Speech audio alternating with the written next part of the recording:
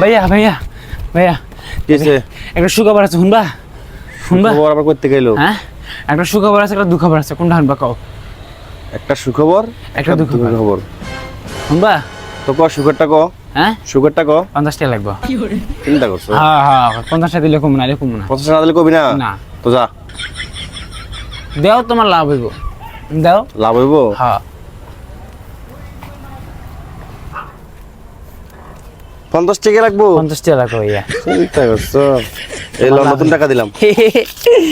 ভাইয়া জানো কি হইছে কি খবর ভাবি আইতাছে ভাবি বাবার পেট গেছিল না ভাবি আইতাছে